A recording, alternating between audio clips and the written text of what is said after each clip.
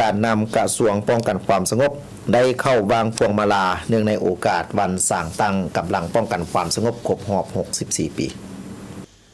ในตอนเช้าของวันที่8 เมษายน 2025 การนำคันสูงกระทรวงป้องกันความสงบนำโดยสหายพลเอกวิไลหลาคำฟงกรรมการกรมการเมืองศูนย์กลางภาครองนายกรัฐมนตรีกระทรวงป้องกันความสงบพร้อมด้วยคณะได้เข้าวางพวงมาลาอยู่ที่อนุสาวรีย์นักรบนิรนามดาวแดงที่นครหลวงเวียงจันทน์เนื่องในโอกาสวันสร้างตั้งกำลังป้องกันความสงบครบรอบ64 ปีวันที่5 เมษายน 1961 5 เมษายน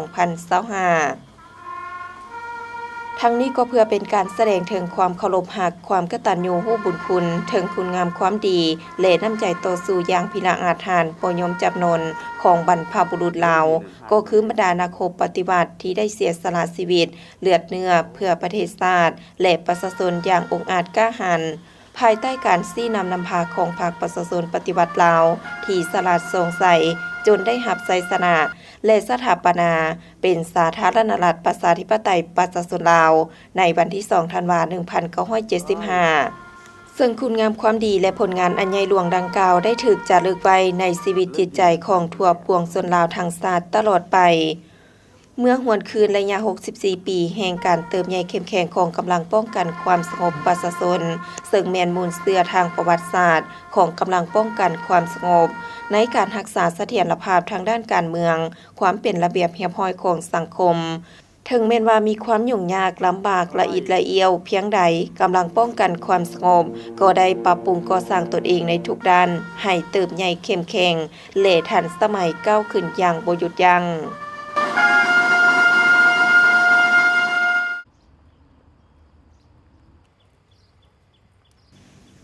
จากนั้นสหายพลเอกวิไลหลาคำฟงพร้อมด้วยคณะก็ได้เดินทางไปยังหอพิพิธภัณฑ์ไก่สนพรหมวิหารก็ได้นำเอากระตาดอกไม้อันหอมหวนเข้าวางอยู่ต่อหน้ารูปปั้นหล่อของประธานไก่สนพรหมวิหารผู้นำที่แสนเคารพรักของปวงชนลาวทั้งชาติวีรบุรุษแห่งชาติลาวลูกหลานผู้ประเสริฐของประชาชนลาวเป็นผู้นำพาก่อตั้งธนุบำรุงก่อสร้างพรรคก่อสร้างกำลังประกอบอาวุธเป็นผู้นำพาภารกิจต่อสู่กู้ชาติก็คือภารกิจปกปักรักษา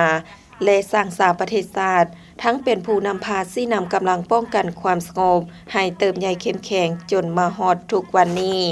เพื่อระลึกถึงบุญคุณคุณงามความดีและแสดงความกตัญญูรู้บุญคุณที่ได้สุมสติปัญญาเข้าในการนำพาขบวนการต่อสู้ต้านการหุกหานจักรพรรดิของพวกต่างดาว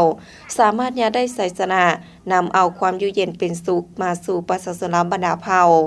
ซึ่งผลงานและคุณงามความดีของประธานแม้นได้จารึกไว้ในความทรงจำของปวงชนบรรดาเผ่าตลอดกาลนาน